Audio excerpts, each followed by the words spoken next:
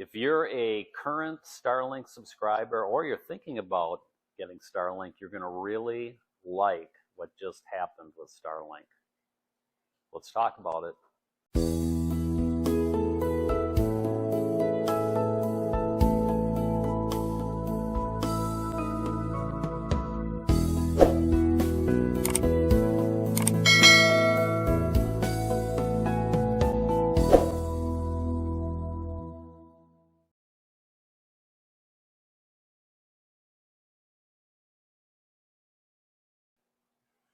Well, we're going to talk about the changes that just happened with Starlink, but first, is Starlink all it's cracked up to be? I think it is.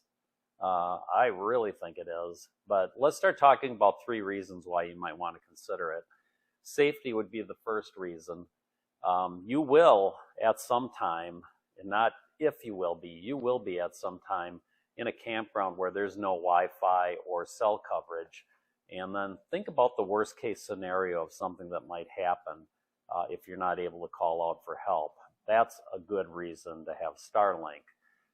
We've been at 2 campgrounds recently, a third kind of on the borderline as far as cell coverage and Wi-Fi. And at one state park that absolutely had no Wi-Fi or cell coverage. So let's talk about those just briefly. Marfa's Tumble Inn in Marfa, Texas, had very, very sketchy cell coverage. The signal worked very inconsistently, so it was kind of hit or miss if you were going to be able to connect. Abilene State Park had absolutely no cell coverage unless you had AT&T, and that's according to one of the park rangers there. We didn't get another T-Mobile signal until we left the park and drove 12 miles. So the whole way we were driving, we were getting absolutely nothing. And then Big Bend National Park had absolutely nothing. No cell coverage, no Wi-Fi. I assume if you were at the ranger station, maybe you would get something. I'm not sure because everything was closed down when we were there. But that would be another case where you'd be able to hook into your Starlink, provided you buy the power cable, the USB cord, or the cigarette lighter attachment that you can plug into your car, and then you'd be able to use Starlink, which I would highly recommend that if you go to Big Bend, because you are basically on your own there as far as cell coverage and Wi-Fi. You'll get nothing. So that will make being in places like Big Bend much safer. And then one last example is just Lake Whitney State Park. It has very poor cell coverage for T-Mobile users. Apparently, when talking with the staff there, they said that they thought Verizon was better. And these are the kind of situations where you're going to want Wi-Fi calling just in case something unexpected or bad happens.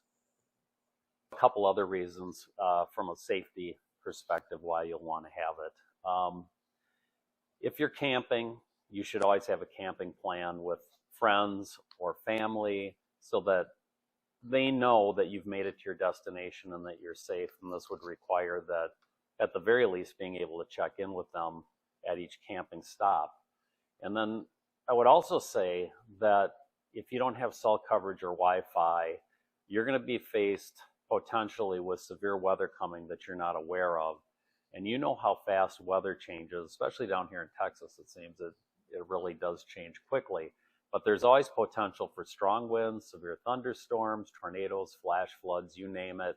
Starlink will allow you to keep updated on that kind of weather event. And if you remember our video from up in Kansas when we went to Dodge City, the winds up there were horrendous, and we actually had big rigs pulling off the highway into our campground. Now, fortunately up there we had really good cell coverage, so we were updated on the weather. But like I said, it's not if, it's when you're going to run into a campground where you have nothing.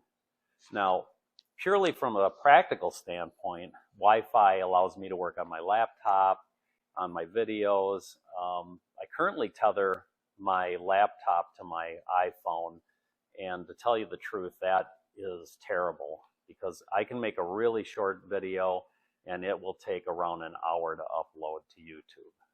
So I have to say, out of all those talking points, the most important thing to us, of course, is being safe. One of the park hosts at Lake Whitney had Starlink Mini, and I was really on the bubble about buying it. And I went over and talked to her when I saw her come to her trailer, and she absolutely loved it. And after that conversation, Tammy and I were sold on it. And the thing that kind of pushed us over the top was that the Mini was on sale at that point for $229. It was usually $299, and I believe it's still going for $229 now. We ordered ours, and it arrived the next day. And believe me, setting it up couldn't be any easier. However, if you're looking for your model and serial number, it's on the very bottom of the box that the unit came in, and it starts with the letters KIT. And that caused us a little confusion as we looked for the number on the dish itself, which is what I usually do. If I'm looking for a serial number, I'm looking at the piece of equipment to find it, but no, it's on the bottom of the box. So make sure you keep that box, or you take a picture of it so that you always have it. And now this is where the change takes place just a week or two ago, which will really, I think, make you think seriously about getting this. There's several different plans to choose from, and let's step through them right now. All right, the Roam 100 gigabyte plan. That plan just a month ago was a 50 gig plan. So that's a huge increase in data that you're going to be able to get. Another improvement that I noticed right away is that if you exceed that 100 gig plan, you can switch to the unlimited plan, and it'll be prorated.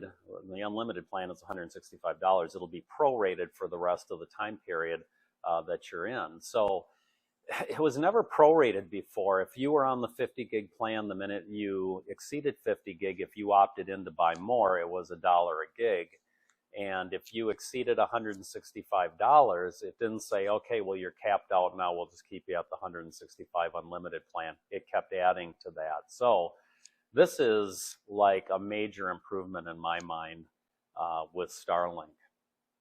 Now you might say, well, what can I get for 100 gigs? Well, according to Starlink, and I'm basing this on how they figured their 50 gig plan, it's roughly equivalent to 40 hours of high definition video streaming or 100 hours of video calls. So that gives you some idea. That's a lot of data. I'm not sure that I would exceed that even during a month. But, you know, time will tell, because we're going to be taking a long trip this summer, and I'll get to really test it out. And we've got a couple trips before that too, where I should get a good indication of what I burn through in a week. Now, the camp host that I talked about, she uses Starlink all the time, and she told us, and she was on the 50 gig plan, she never, ever went over $165. So, you know, we'll see how that works out for us. Now, the thing to remember too is if you're on the Roam Unlimited plan for $165, there's no data cap. And that's the same thing for the 100 gig plan if you convert to the unlimited plan when you basically reach your data cap at 100 gigs. It's what will happen at 100 gigs is it's going to throttle down, and it's just going to give you as if you're in the pause mode, which will still allow you to do Wi-Fi calling and text messages. So that's great. So if you're in an emergency situation and all of a sudden you exceeded your plan, you're still able to call out. So the other thing to remember too is once you're activated, you can change your service plans anytime and as many times as you like.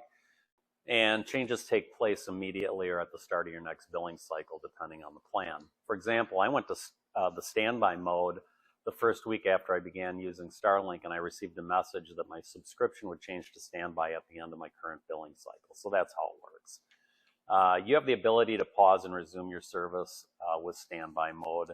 And the standby mode, like that's what I'm on right now because we're not going anywhere, is $5 a month.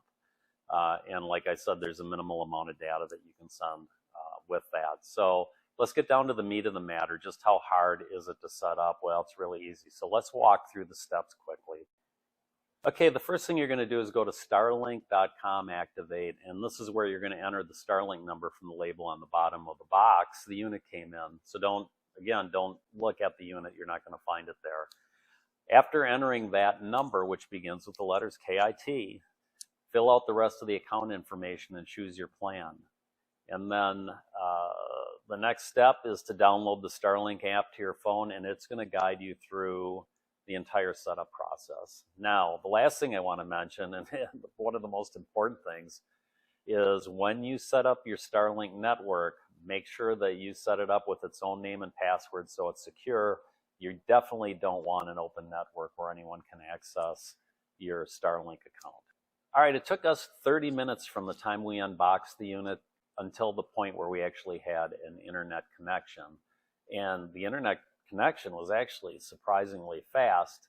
Even uploading a video when I had received a message that I was partially obstructed, which was true because I was doing it basically just off my patio where there's a little bit of an overhang. Even with that, it still uploaded really quick. And again, for me, the ability to do videos on the road, that's just kind of a nice to have, but it's really the safety that Starlink provides, which is why we went this route. So the additional things you might want to consider is get yourself an adapter so you can run it from your vehicle if you're in a national park somewhere that doesn't have anything. I would get a tripod for mounting the Mini as opposed to just setting it on the ground. And I'd get a carrying case so it doesn't get damaged. Those are the things I did. You're not going to spend a lot doing that. I mean, most of the stuff is available on Amazon. It's very inexpensive. So anyway, I hope you find this helpful and it explains exactly how the plans work. And if you were thinking about getting it or you weren't thinking about getting it, maybe this has pushed you to the point where you want to get it. So anyway, that's it for now. Until next time, happy camping.